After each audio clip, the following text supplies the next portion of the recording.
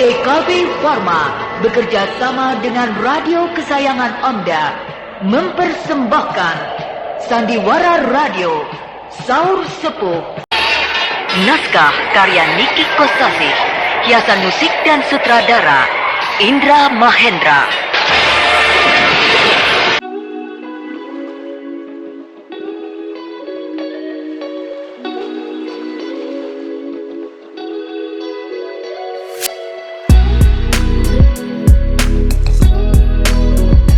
Raden Bentar yang memiliki otak yang cemerlang dan punya kegemaran yang sangat baik, yaitu gemar membaca sehingga pengetahuannya sangat luas. Bahkan sering membuat orang kagum sebab jalan pikirannya hampir dapat menyamai kaum cerdik cendekiawan yang sudah dewasa.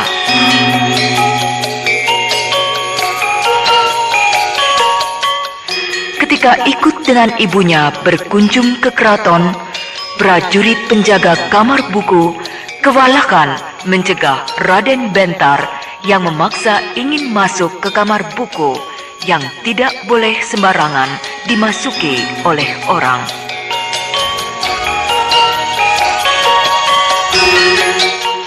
Untunglah Brahma Kumbara penuh pengertian, sehingga prajurit pengawal kamar buku itu hatinya menjadi lega, sebab Tuanku Brahma tidak murka. Buku apa yang diambil oleh Bentar dari kamar buku, Kanda Brahma?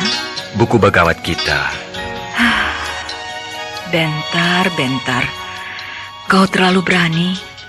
Buku Bagawat Gita itu buku penuntun menuju kesempurnaan jiwa. Kau belum saatnya, anakku. Biarlah, Dinda. Barangkali dia mau jadi ahli pikir. Kanda, selalu dibiarkan. Bentar terlalu dimanja, jadinya begitu. Kelakuannya itu tidak berbahaya, Dinda Pramita. Jadi tidak perlu dicegah. Tapi buku itu terlalu berat. Bentar belum cukup umur untuk membaca ilmu pengetahuan yang berat-berat. Tapi tidak ada salahnya kita nanti menguji dia. Menguji? Iya. Aku ingin tahu sampai di mana daya tangkap pikirannya. Pengawal, daulat tuanku. Raden Bentar berkata apa saja kepadamu?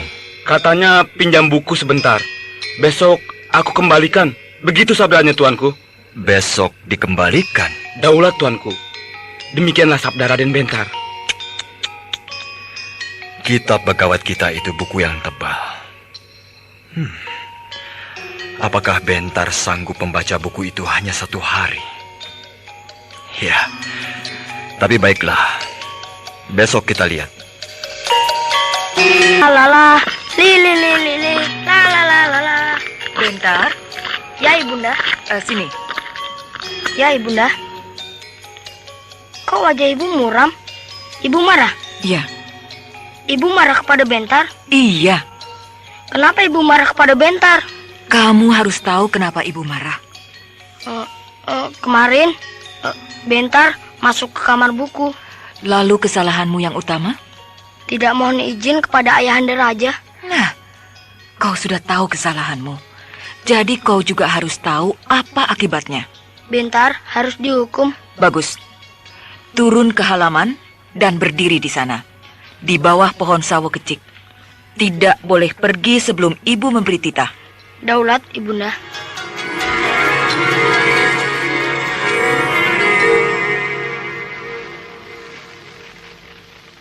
Jung, Raden Bentar itu berdiri seperti patung di bawah pohon sawo kecik. Sedang apa dia ya? Dihukum? Dihukum dia? Iya, dihukum oleh ibunya, Gusti Permaisuri Dewi Pramita. Perkara apa sampai dihukum? Katanya kemarin pagi masuk ke kamar buku Kamar buku? tanpa mohon izin dulu kepada ayandanya, Tuanku Brahma. Kasihan dia. Tapi Gusti Permaisuri Dewi Pramita itu galak ya? Bukan galak dia, tapi menanamkan disiplin. Tapi kan Raden Bentar itu anak kecil dan juga anak raja. Kalau hanya masuk ke kamar baca, bukan kesalahan yang besar kan? Justru disinilah artinya menanamkan pengertian disiplin. Oh. Sekaligus memberikan pelajaran ilmu tata hukum. Oh iya. Sebab baik kesalahan kecil atau kesalahan besar, namanya tetap kesalahan. Jadi harus dihukum sesuai dengan kesalahannya. Iya ya. Nah, apalagi Raden Bentar seorang putra raja. Dia sebagai calon pemimpin harus tahu benar apa artinya hukum. Jadi nanti kalau dia sudah dewasa dan menjadi raja, Ya. tidak menjadi raja yang lalim dan sewenang-wenang, melainkan seorang raja yang adil dan bijaksana. Iya. Benar kan? Benar. Iya.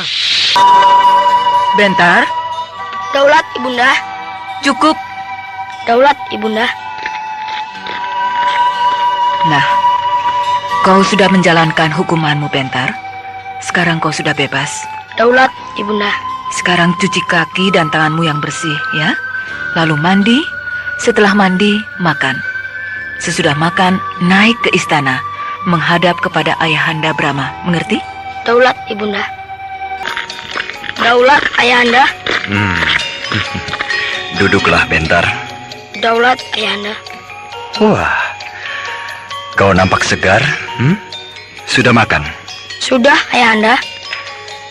Bentar, kau mengerti kenapa dihukum oleh ibumu? Saya memasuki kamar buku tanpa mohon izin kepada Ayahanda. Bagus. Lalu selanjutnya, bagaimana janjimu? Bentar berjanji, Bentar tidak akan melanggar peraturan. Bagus. Nah, sekarang Ayahanda akan mengujimu. Menguji? Ya. Kau mengambil buku Begawat kita, bukan? Betul, Ayahanda. Dan kau membacanya hanya dalam 1 hari. Betul, Ayahanda. Tamat? Tamat, Ayahanda. Nah, di sini sudah berkumpul Patih Kutawa, bibimu Dewi Mantili, kemudian bibimu Dewi Harnum, lantas ibumu sendiri. Juga hadir Panglima Ringkin dan Tumenggung Aji Santa. Duh, banyak sekali. Iya, kami semua kagum bahwa kau bisa menamatkan buku Begawat kita hanya dalam 1 hari. Tapi juga agak ragu dan bimbang. Bahkan sedikit tidak percaya. Kenapa tidak percaya? Saya benar-benar membacanya sampai tamat hanya 1 hari. Nah, untuk membuktikan ucapanmu, kau harus diuji. Saya bersedia, Ayahanda. Kalau kau bisa menjawab pertanyaan demi pertanyaan dengan benar, maka kau akan diberi hadiah. Hah? Benarkah? Hadiah apa, Ayahanda?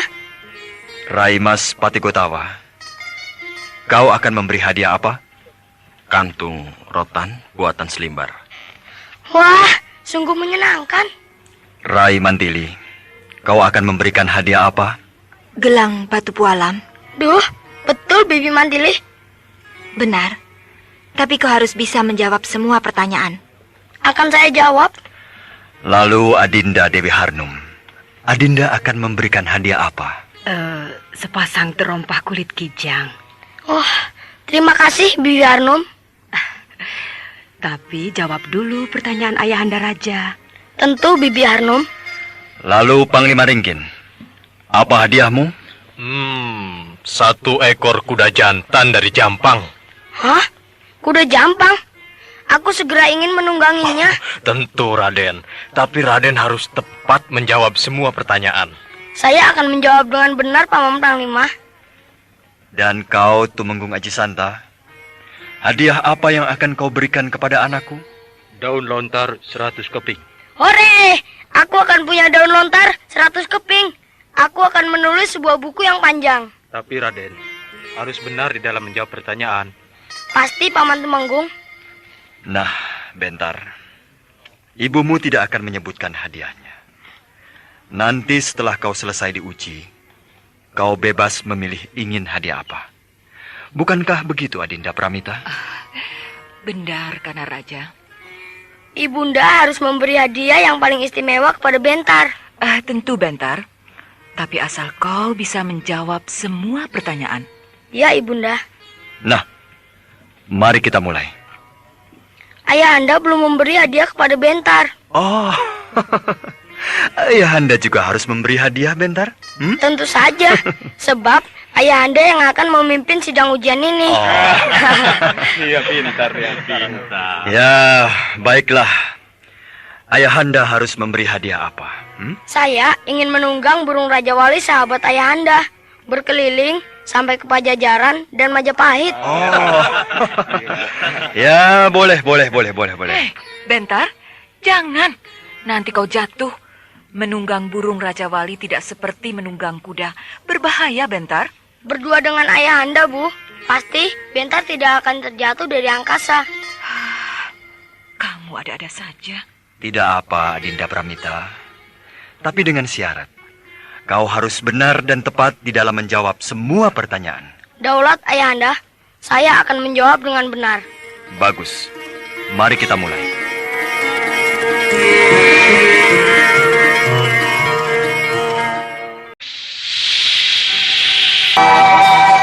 Pertanyaan akan dilontarkan secara berkeliling dan bergantian.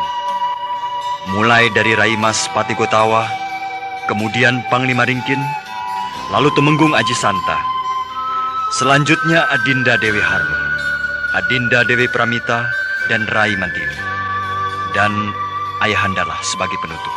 Daulat ayahanda, saya... Kan Panglima Ringkin? Daulat tuanku. Begini Raden, kita begawat kita terdiri dari berapa syair kembar dan berapa baris loka? 700 buah syair kembar dan 1400 baris seloka. Iya, tepat. Silakan Tumenggung Aji Santa. Daulat tuanku. Raden, kitab Bhagavad Gita isinya menuturkan apa saja?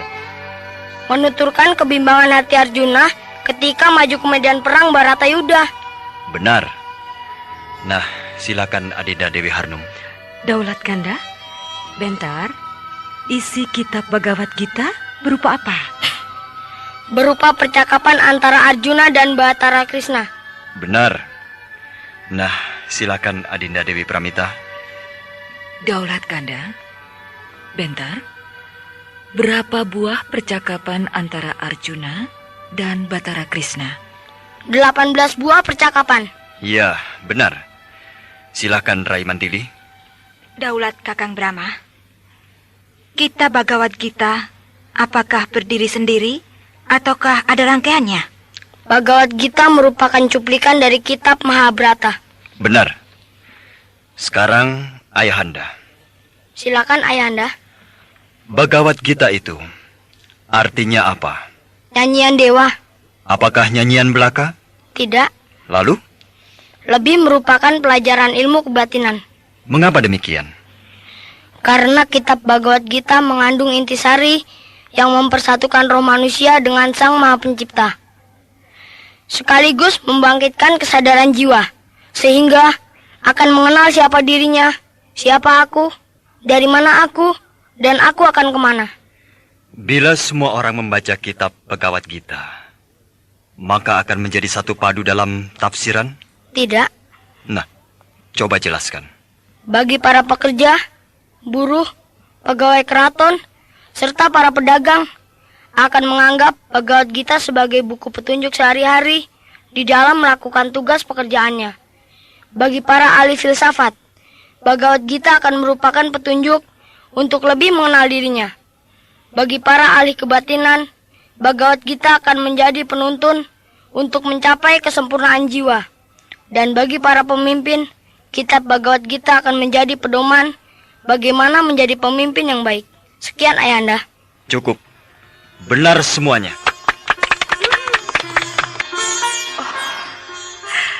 Bentar, anakku. Kau sangat mengagumkan, nak. Kau masih kecil, tapi sudah bisa memahami kedalaman jiwa. Tapi sudahlah, hentikan membaca kitab Bhagavad Gita. Nilainya terlalu tinggi, anakku. Nanti otakmu tidak akan kuat, nak. Saya tidak memaksakan diri, Bu. Sebab kitab Bhagavad Gita tidak boleh dipahami sekali jadi, melainkan harus perlahan-lahan. Tapi, kau menamatkan kitab Bhagavad Gita hanya 1 hari, Bentar. Saya hanya membacanya saja, Bu. Membaca belaka, belum mendalaminya. Sebab kitab Bhagavad Gita harus dibaca berulang-ulang, baru akan mengerti maknanya. Sekarang sudah cukup. Nanti kalau kau sudah dewasa, kau boleh mempelajarinya sampai tuntas. Bukan main. Kita saja orang tua membaca kitab Bhagavad Gita berulang kali, tidak hafal-hafal. Tapi Raden Bentar, hanya satu kali membaca, ingat semuanya. Iya, Raden Bentar memang anak yang cerdas. Kalau belajar, cepat bisa, cepat hafal, dan tidak lupa. Ingat terus.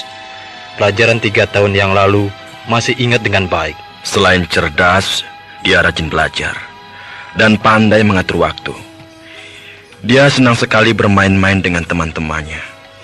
Pergi ke sungai mancing ikan, pergi ke sawah membantu pamannya menjaga padi, pergi ke lapangan main adu lari, dan sebagainya.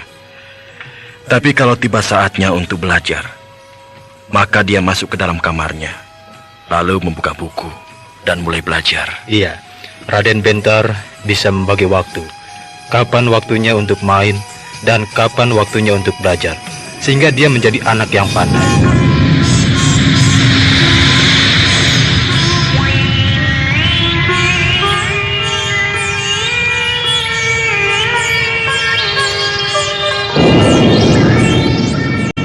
Untuk mengisi waktu, Jaka Lumayung berbincang-bincang dengan Raden Bentar yang terkenal sangat cerdas.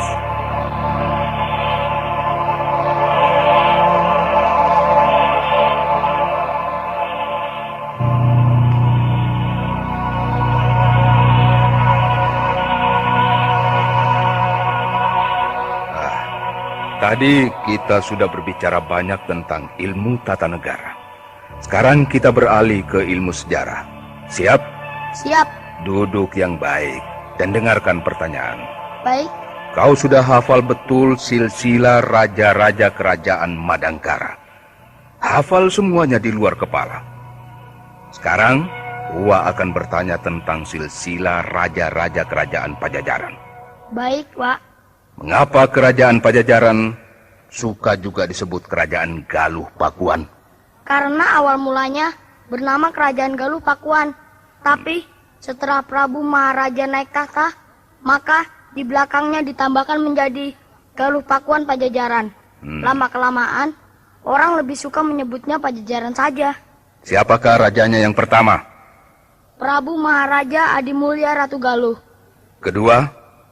Prabu Ciung Manara. Ketiga? Prabu Lutung Kasarung. Apakah itu nama resmi?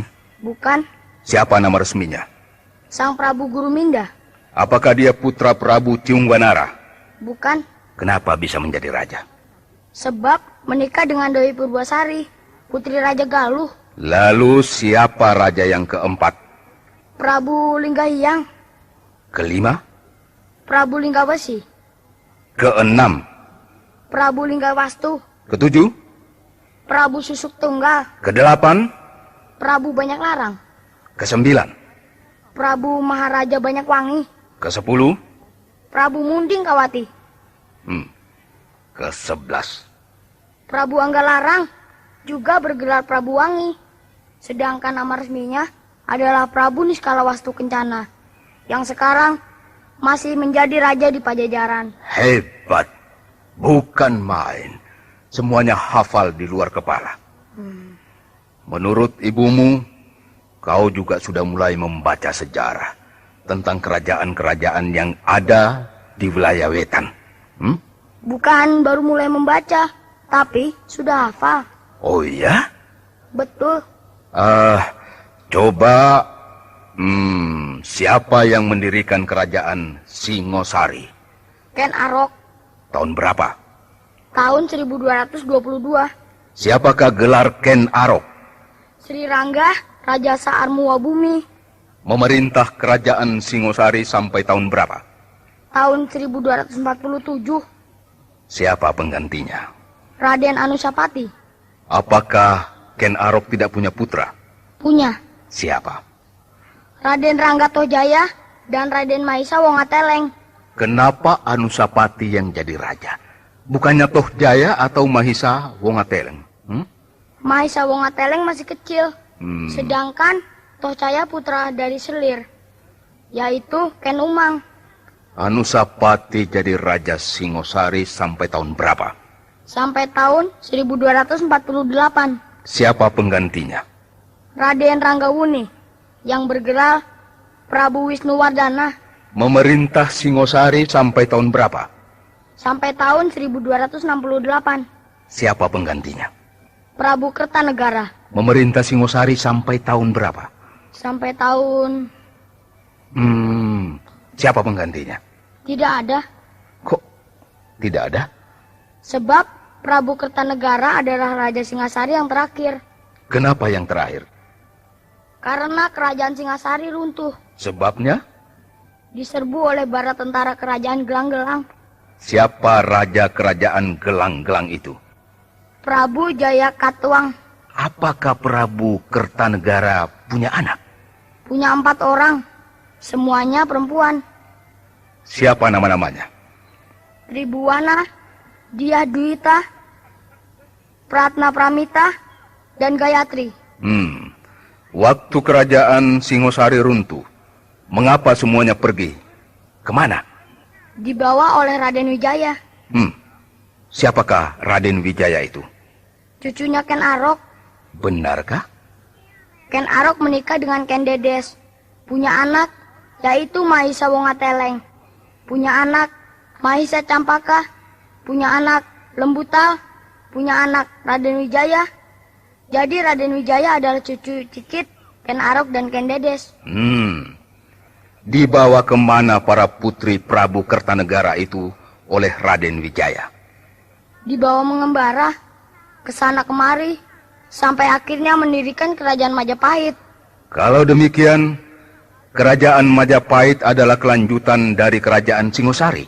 Betul. Hebat, luar biasa. Semuanya hafal di luar kepala. Ayo, sekarang kita pergi ke belakang istana.